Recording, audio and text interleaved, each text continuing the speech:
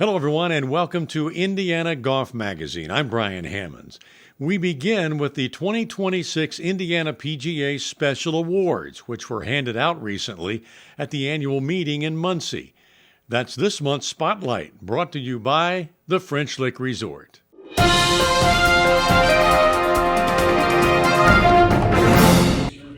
PGA professionals from all over the state were in attendance at the Horizon Convention Center for the annual PGA Special Awards ceremony.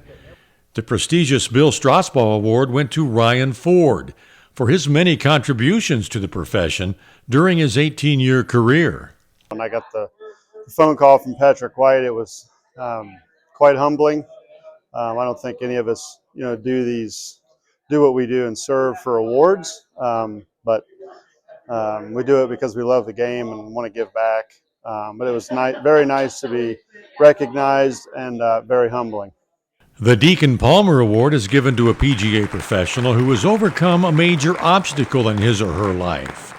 This year's award went to Doug Booth, who has persevered in golf through a debilitating disease. I really like the golf business, so that was the big thing. I chose to do this, and I never wanted to do anything else. Everyone has challenges, and with my 20 surgeries and 40 plus years of dealing with it, it's become kind of like an old friend. And every once in a while, you just kind of remind yourself that you just have to go forward in life. But it's been nice. When Mike called, it just kind of reminded my wife and I of some of the things that we've been through. So it means a lot.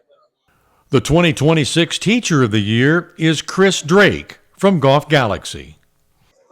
I was shocked just to hear I was nominated.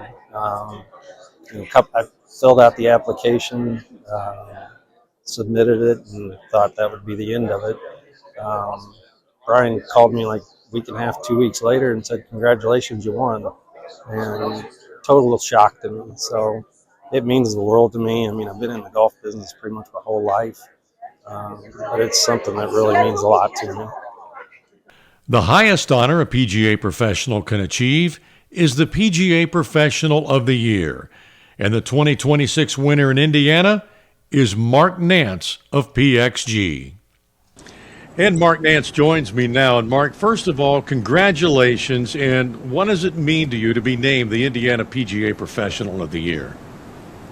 Brian, I'm not sure. I think that I feel like I've earned the respect of my peers. There are a lot of golf professionals before me that I've seen over the years that have been my mentors, earn this award. And I hope I have some of the same effect on other golf professionals, younger ones, that they had on me. So.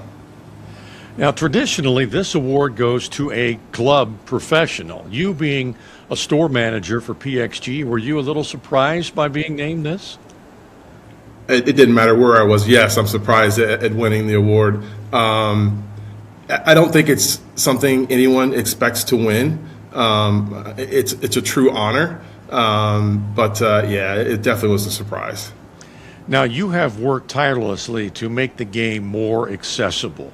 Will having this title next to your name help in that regard? I think it helps show the possibilities, right? I hope it helps grow the game for people that otherwise wouldn't think about playing the game. And that's what being a PGA professional is all about, is growing this great game. And so I hope that someone falls in love with the game the way that I have. Now, in your opinion, how are programs like First Tee and others like it doing? Are we seeing more minorities playing the game of golf? We definitely are. There are more opportunities available today than when I was a junior, and that's the hope. I work with PGA Works, and it's incredible to see all the historically black colleges and universities have players at that level competing at such a high level, with hopes and dreams of either going into the industry or playing on some tour. So, it's definitely moving in the right direction. Well, congratulations again on being named the Indiana PGA Professional of the Year, and we really appreciate the important work that you continue to do. Thanks, Brian. I appreciate it. Here's a look at the other award winners. Crystal Morris of the Legends Golf Club won the Patriot Award. Mike Asbell of the Golf Club of Indiana won the Player Development Award, and Devin Dale the Roger Lundy Youth Player Development Award. Doug Hill is the Professional Development Award winner. Dylan Lasecki of Meridian Hills Country Club is the Assistant of the Year.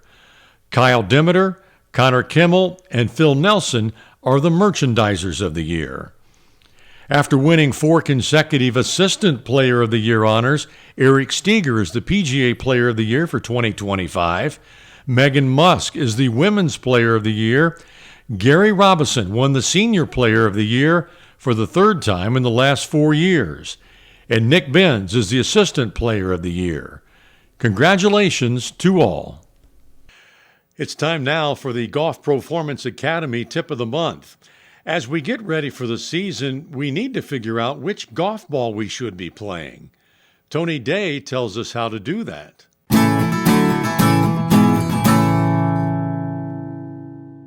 Hi, it's Tony Day from the Golf Performance Academy at the Golf Club of Indiana.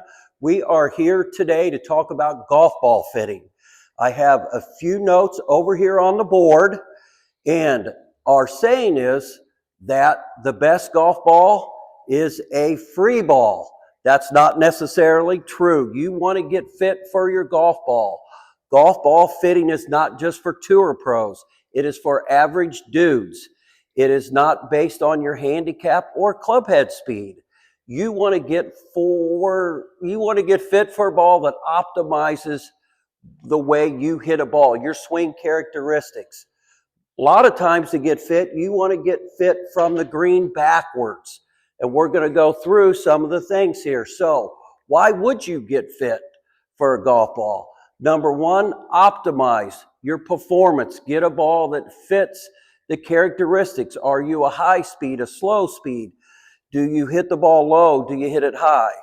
Number two, consistency. Using a correct ball leads to comfort. One less thing to think about in those 107 swing thoughts before we go down the fairway. Short game control. Use a ball that fits your speed and your feel. On those short game shots and chipping or out of the sand, do you want a ball that feels firm? Do you want a ball that feels fast? Totally player dependent.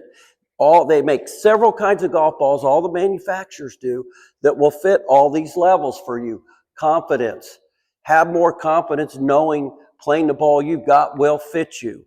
Those ones you dig out of the creeks or out of the ponds, if you're a ball hawker, give them to your neighbor, Ted. Now, golf ball characteristics. This is why this is so important.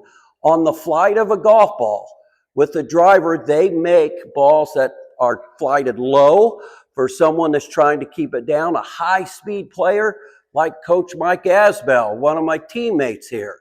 They also make balls that have mid-flight and low flight. Now, feel. Do you want a very soft ball, a soft, or do you want a firm ball? Long game and iron spin. Once again, do we want a ball that it helps us to go very low or just low or mid? And short game, it comes down, do you want a firm ball or soft ball? So you can come to the Golf Performance Academy and schedule a golf ball fitting with Mike Snyder. He can help you with all these challenges, and let's play better golf in 2026. Thank you. Now, how many of us really know what we should do if we hit our ball into a penalty area? Well, we have some options, as we find out in this month's By the Book segment.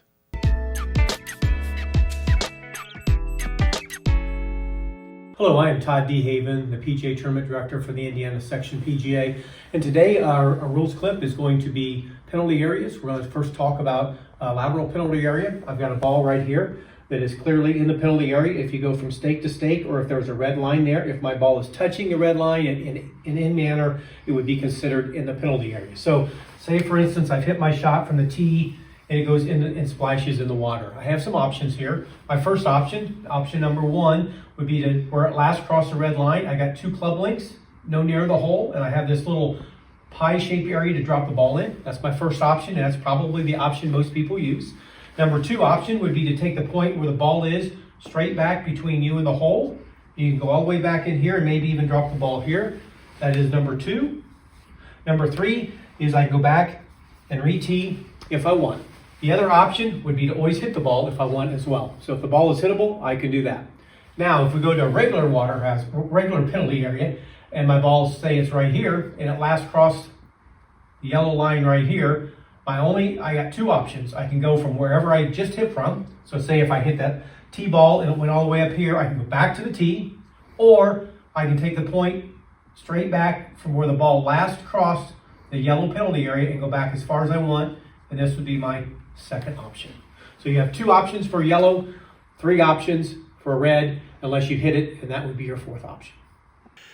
Here's what's coming up in March in Indiana golf. First Tee Indiana is looking for interns in Indianapolis, Fort Wayne, and Terre Haute to help run class sessions and playing leagues for kids and teens, as well as performing sports management, administrative, and marketing tasks.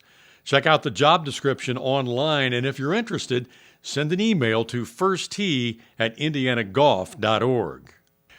And that will do it for this episode. I'm Brian Hammons. Thanks for watching, and join us again next month for Indiana Golf Magazine.